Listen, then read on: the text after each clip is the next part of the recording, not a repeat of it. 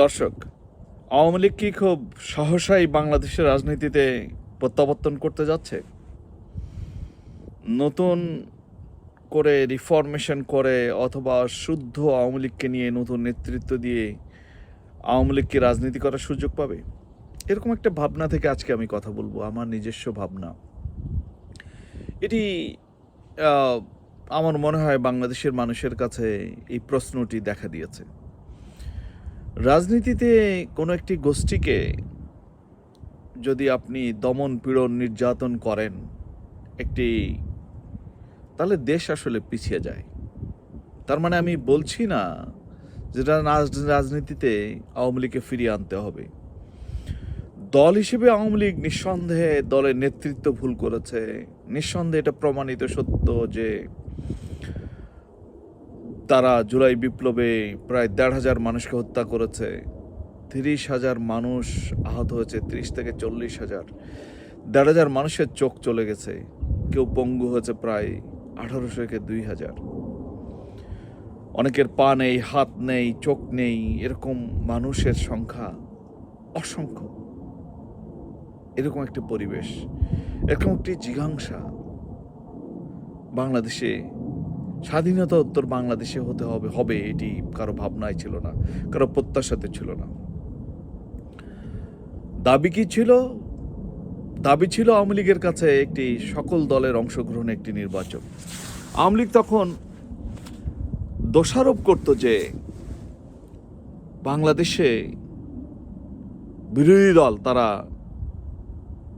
ইলেকশনে আসে না, তারা যদি ইলেকশন বয়কট করে আমাদের কি করণীয়, এ ধরনের নানা রকম কথা বলতো। আজকে জুলাই বিপ্লব হয়েছে, তাদের নামে মামলা আছে, তাদের রাজনৈতিক কার্যক্রম নিষিদ্ধ আছে। বিএনপি ক্ষমতায় সরকার গঠন করার পর ইতিমধ্যে বিভিন্ন জেলায়, বিভিন্ন থানা লেভেলে, বিভিন্ন ইউনিয়নে স্বপ্রণোদিত হয়ে আওয়ামী লীগের অফিস খুলছে।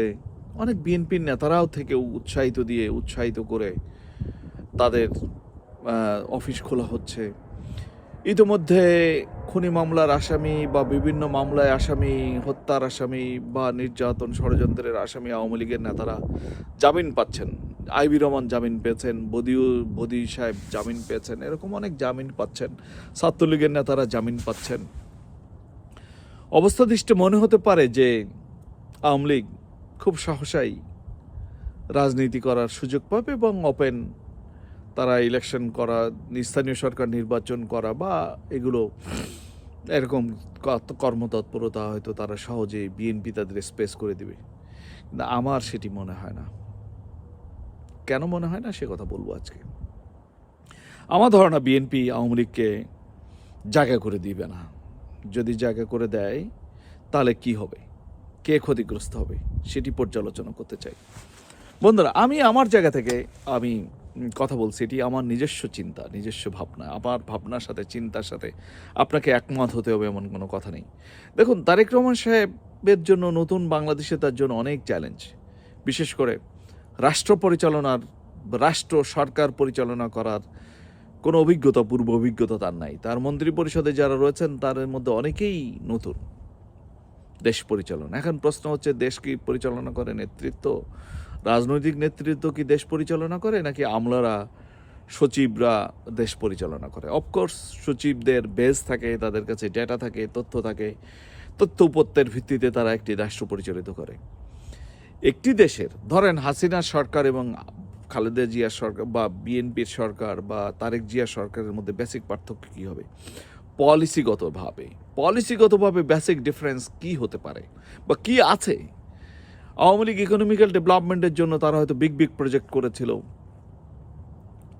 তারেক জিয়া বলেছে তারা বিগ প্রজেক্ট করবে না, এই মুহূর্তে তারা রাষ্ট্র সংস্কারের জন্য কাজ করবে, দারিদ্রতা বিমোচনের জন্য কাজ করবে। দ্য বেসিক চ্যালেঞ্জ হচ্ছে, ধরুন তিনি ওয়াদা করেছেন 4 কোটি কার্ড দিবেন, 4 কোটি ফ্যামিলি কার্ড দিবেন। 4 কোটি ফ্যামিলি কার্ড দিতে হলে পর্যায়ক্রমে, ইতিমধ্যে তিনি ওয়াদা অনুযায়ী এই ঈদের আগেই 4,000 সম্ভবত 10টা জেলার 10টা ইউনিয়নে অথবা 10টা উপজেলা বা পৌরসভায় ফ্যামিলি কার্ড চালু করার চিন্তা করেছেন, নির্দেশনা দিয়েছেন। 2,500 করে টাকা দিবেন। ইতিমধ্যে দেখুন তারেক জিয়া কি কাউকে বলে দিয়েছে যে এই ফ্যামিলি কার্ড চালু করতে টাকা নাও, ঘুষ নাও? এই কেউ 5,000, কেউ 2,000, কেউ 100 এরকম ইউনিয়ন পরিষদের লোকজন বা বিএনপির লোকজন গরিব মানুষের থেকে চাঁদা নিচ্ছে, যে ফি নিচ্ছে, খরচ নিচ্ছে ফ্যামিলি কার্ড দেওয়ার জন্য, ফ্যামিলি কার্ড বাণিজ্য।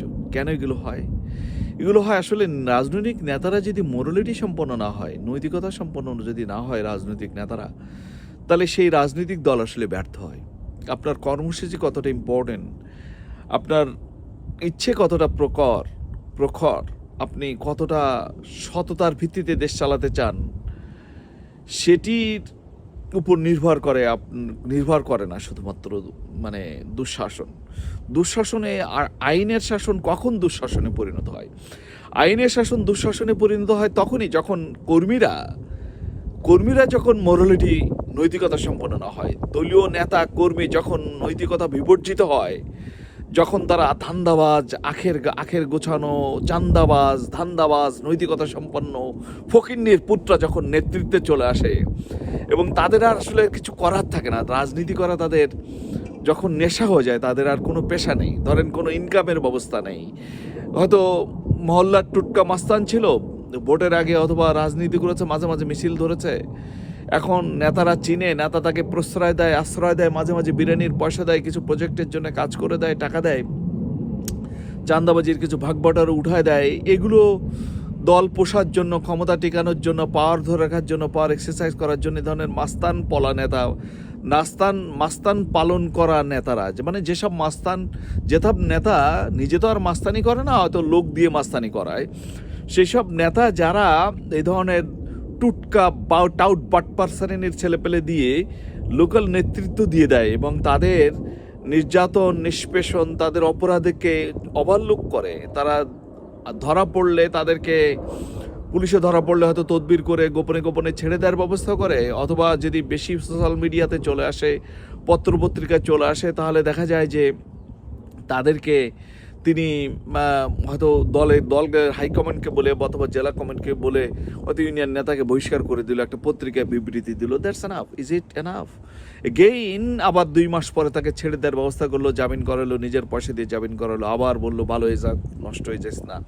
কিন্তু দিন শেষে আপনার কি মনে হয় কোনো পরিবর্তন হয়েছে?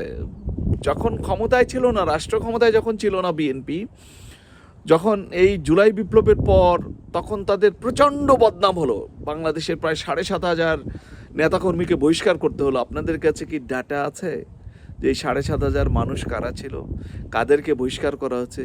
সেই বহিষ্কৃত নেতাদেরকে কি আপনারা আবার ফিরিয়ে নিয়েছেন?